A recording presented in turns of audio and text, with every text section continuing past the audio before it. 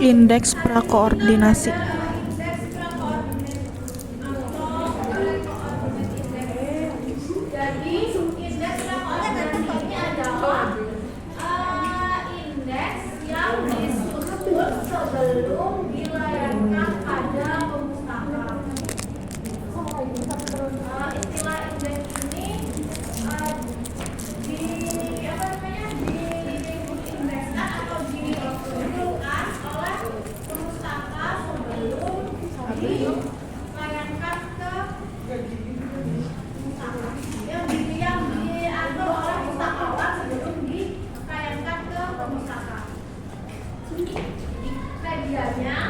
Bisa dalam bentuk cetak, bisa dalam bentuk kartu, bisa dalam bentuk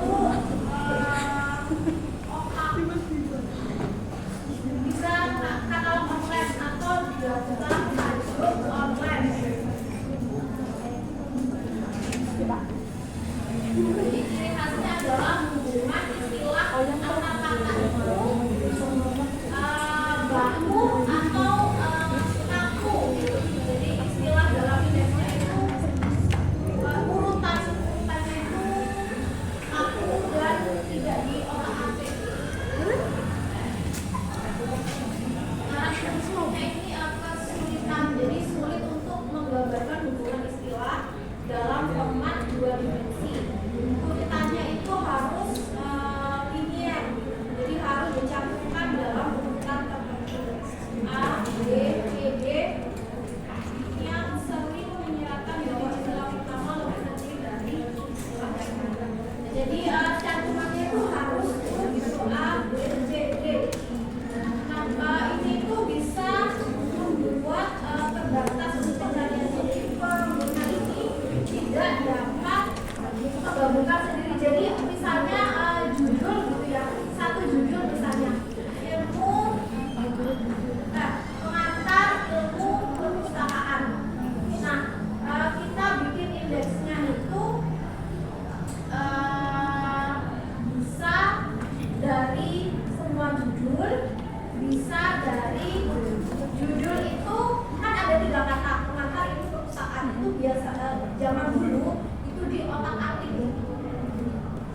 Nah, jadi kita ini belajar bagaimana sistem pengindekan zaman dulu sebelum modern seperti sekarang. Jadi ini itu hanya sebagai pengantar atau hanya sekedar kalian tahu. Karena untuk saat ini sistem yang akan saya bahas ini sudah tidak digunakan. Jadi kita hanya menggunakan tajuk subjek, daftar tajuk subjek yang dikeluarkan oleh Perpusnas, dan juga kita menggunakan UGC. Bedanya apa prakoordinasi dan pasca? Jadi kalau pra itu yang membuat adalah pustakawan, kalau pasca itu adalah perpustakaan. Jadi indeks itu pustakawan yang bikin, itu berarti perannya. Pascanya adalah pemustaka melihat hasilnya, hasil dari indeks yang dibuat oleh pustakawan tadi. Kelebihannya ini memberikan struktur yang jelas serta konsisten untuk memudahkan pengguna. Lalu kekurangannya adalah pengguna ini harus mengikuti kata kunci yang dibuat oleh indekser. Jadi kalau kita memasukkannya tidak urut, tidak sesuai dengan apa yang dimasukkan oleh indekser, maka tidak akan ketemu yang akan kita cari. Jadi pengantar ilmu perpustakaan, misalnya pustakawannya entry indeksnya adalah pengantar ilmu perpustakaan, misalnya pengantar ilmu. Jadi kalau kita cari ilmu perpustakaan tidak akan ketemu. Jadi harus sesuai. Kalau memang perpustakawannya pengantar ilmu perpustakaan dipakai semua, nah kalau kita hanya menggunakan salah satu atau tidak urut, itu juga nggak bakalan ketemu.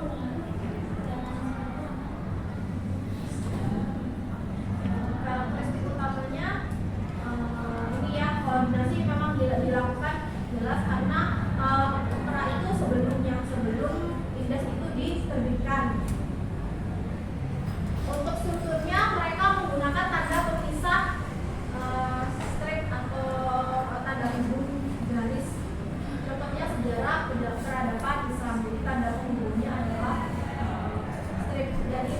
berarti ada tiga kata atau tiga subjek. Menggunakan kosakata terkendali, yaitu adalah tajuk subjek. Menghilangkan ambiguitas, indeks ini sangat efektif membedakan konsep yang mirip. Jadi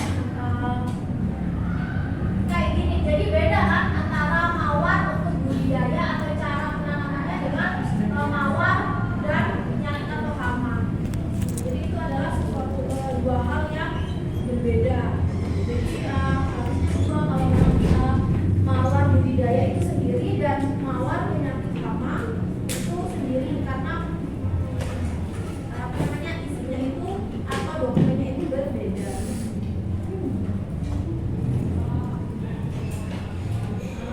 Ini ya, fokus penelusurannya adalah agar dapat pengusaha itu dapat melihat indeks itu secara keseluruhan. Jadi untuk pelakunya di sini, jadi pengindekan indeks prakoordinasi atau indeks sebelum diterbitkan itu yang melakukan adalah pustakawan. Waktunya itu sebelum dilayangkan atau sebelum pemustaka itu mencari dokumen atau buku atau jurnal gitu, lalu bentuknya adalah tajuk subjek. Entah itu tajuk subjeknya panjang ataupun tajuk subjeknya pendek. Alat yang digunakannya adalah daftar tajuk subjek. Kemarin saya sudah kasih daftar tajuk subjek kan contohnya. Kalau masalahnya ya urutan kutipannya itu ada utama dan ada yang menjadi sub.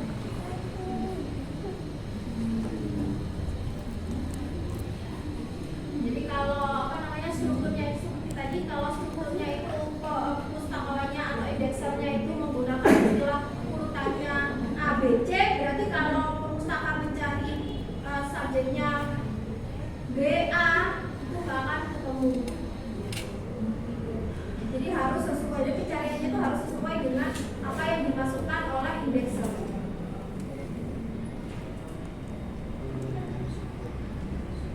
Penggunaan subtajuk. Jadi penggunaan subtajuk ini adalah teknik untuk meningkatkan spesifiknya gitu ya, sebagai penambah dimensi spesifik. Ini untuk mengatasi masalah yang ambigu tadi. Jadi kayak depresi itu ada yang psikoterapi, ada depresi terapi obat. Jadi kan dua itu pembahasannya di dalam buku itu kan berbeda. Jadi tidak ambigu. Jadi kalau kalian mau mencari depresi yang apanya, dari psikoterapinya atau dari obatnya. Struktur dalam kosakata ini berdasarkan aturan untuk membentuk rangkai konsep. Nah, ini adalah ada tiga sebelum modern ya, zaman dulu itu menggunakan sistem ini, teknik pengindeksan ini. Yang pertama ada SLIC. SLIC ini metodenya adalah menggunakan kombinasi kata-kata dari sebuah judul atau dari sebuah kalimat. Jadi cara kerjanya itu, jika dokumen itu berisi 4 subjek A, B, C, D misalnya, nah itu jumlah kombinasinya itu kan bisa banyak gitu. Misalnya contoh pengantar ilmu perpustakaan, berarti pengantar yang semuanya subjek aja. Ini contohnya. Nah, ini ada ekonomi, ada Indonesia, ada statistik. Dan SLIC ini seleksinya adalah mengkombinasikan dua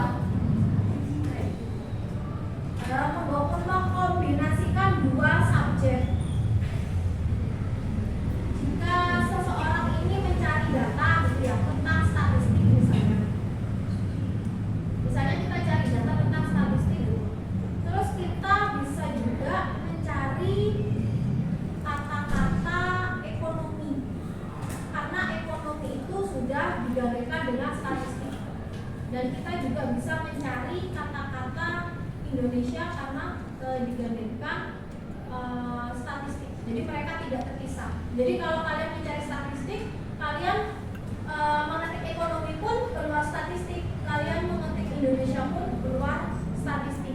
Jadi ini adalah otak-atik kata. Sistemnya seperti itu kalau pengindekan dengan SLIC. Jadi ada misalnya A, B, C, D. Kita bisa menggunakan tajuk subjeknya adalah A, B, A, C, A, D, atau B, C, B, D, kayak gitu. Itu teknik otak-atiknya melalui SLIC. Jadi kata-kata itu diputar-putar. Itu teknik pengindekan dengan SLIC. Beda lagi dengan KWIC, keyword in context. Jadi metode pengindekan ini menggunakan kata kunci dari judul dokumen. Jadi menentukan subjeknya atau menentukan indeksnya yang dipakai itu adalah menggunakan kalimat yang ada di judul. Perbedaannya adalah kalau KWIC ini menggunakan judul yang asli, kalau SLIC menggunakan istilah-istilah subjek yang ditentukan oleh pengindeks. Jadi indekser yang menentukan. Kalau KWIC menggunakan subjek dari judul. Gitu, itu bedanya. Ada lagi KWOC, keyword of context. Jadi ini pengembangan lagi, cara kerjanya sama. Sistem ini mengambil kata kunci dari judul dokumen secara umum. Jadi judulnya itu kita menggunakan subjek secara umum yang diambil dari judul. Jadi kata-kata yang dipakai itu kata-kata yang umum, tapi merujuknya ke judul. Itu kalau untuk KWOC. Kelebihannya ini lebih rapi, lalu konteksnya utuh, kembalinya cepat. Ini sebenarnya ada modelnya itu. Saya mencari visual yang utuh itu di internet itu saya kemarin belum nemu gitu. Jadi nggak bisa bagaimana utuhnya gitu. Tapi sebenarnya ini ada kayak 3 kotak gitu. Ada 3 kotak. Jadi ada judul, terus mana yang digunakan sebagai subjek dan mana yang keterangannya. Itu ada, tapi karena ini memang sudah tidak dipakai di Indonesia, jadi ya saya cari juga nggak ketemu. Jadi secara umum aja seperti itu. Jadi ini proses pengindekan.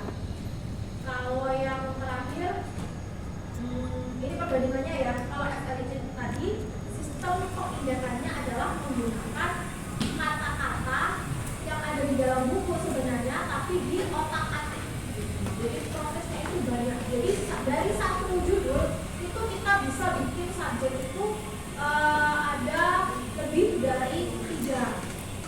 Karena apa? Karena bilang tadi di A, B, C, D, kita bisa pakai judul A, B, A, C, A, D.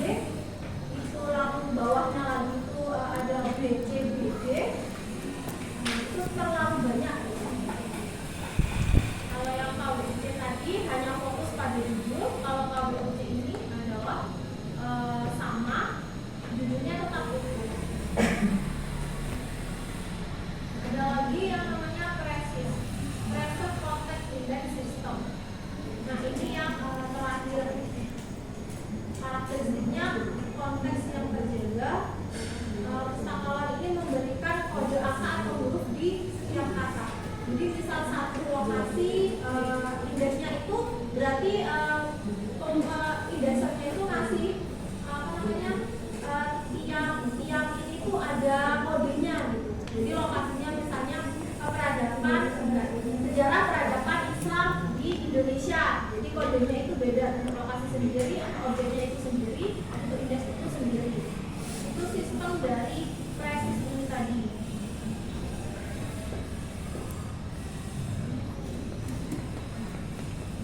Ini contohnya ada 3 entry. Misalnya pelatihan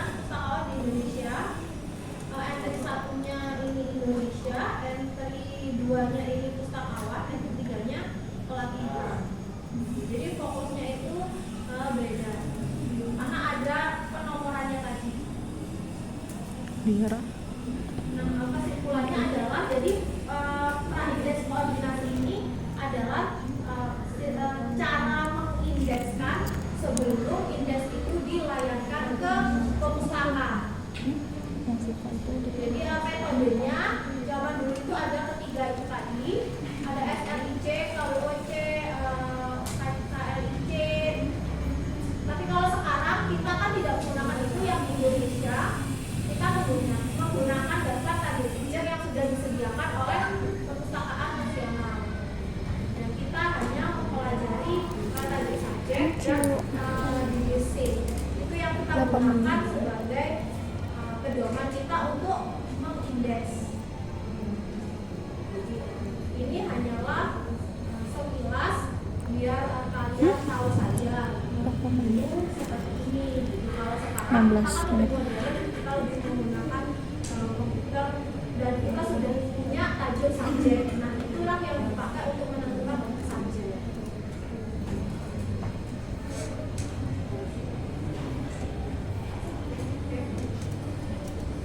Masa banyak?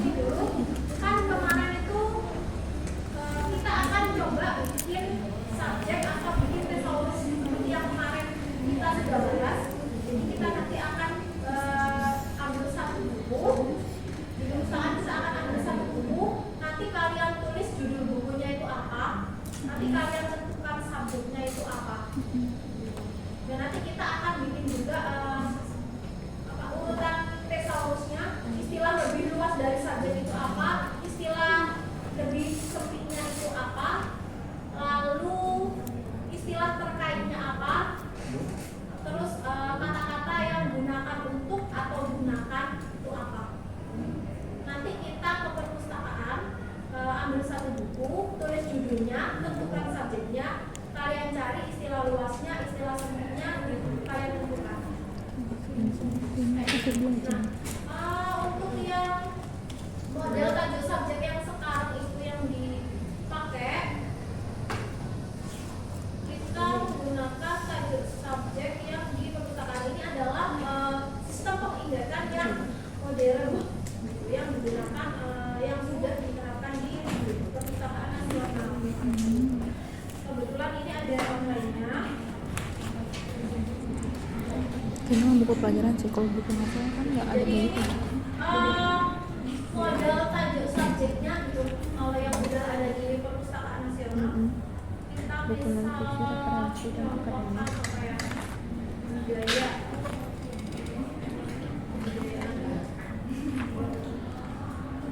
lalu kita lihat hasilnya.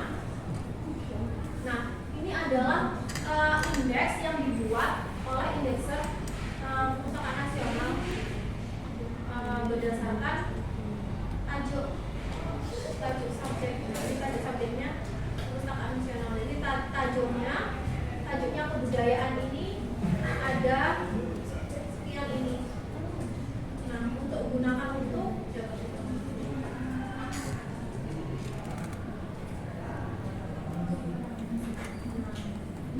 nah ini yang merah ini berarti gunakan untuk. Kalau yang biru itu adalah istilah luas atau istilah sempitnya dari kebudayaan. Karena kita kan cari tajuk untuk kebudayaan. Istilah lebih sempitnya atau istilah lebih luasnya adalah yang warna merah. Jadi di kebudayaan itu ada perubahan kebudayaan, ada perubahan sosial, ada sosial kultural. Kalau kita klik salah satu, ini kan istilah luas atau istilah sempitnya. Nah, kita ini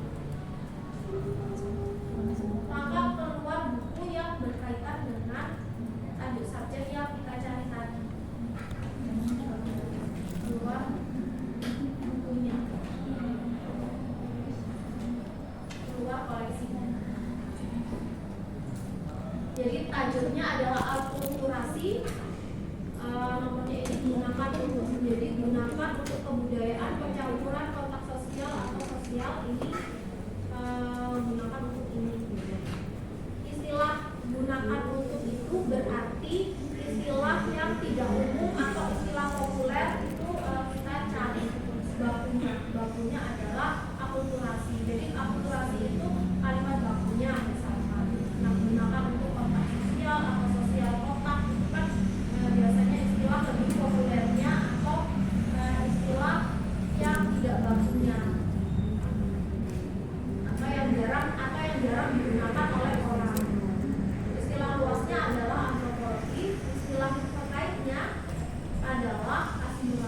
Jadi istilah itu bisa luas, bisa sempit.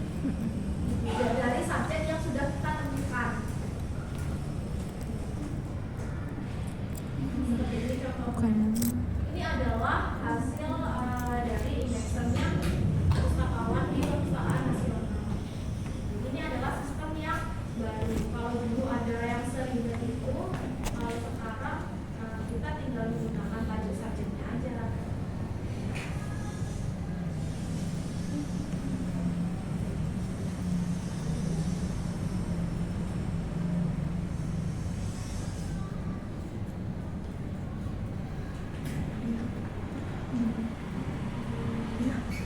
Oke, ada yang mau ditanyakan dulu? Nanti kita coba untuk membuat tajuk subjek tadi, untuk membuat tesaurus urutannya tadi, kita cari bukunya, kita tulis bukunya, tentukan subjeknya, kalian tentukan subjeknya, nanti kalian tulis istilah luas atau istilah sempitnya, digunakan untuk istilah terkait itu apa.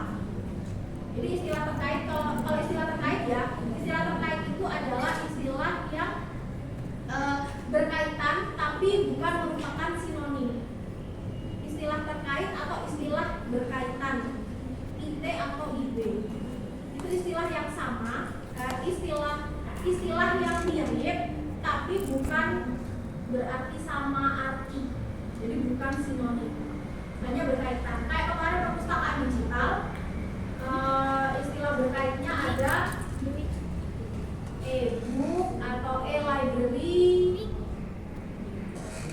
istilah berkaitannya. Ada repository,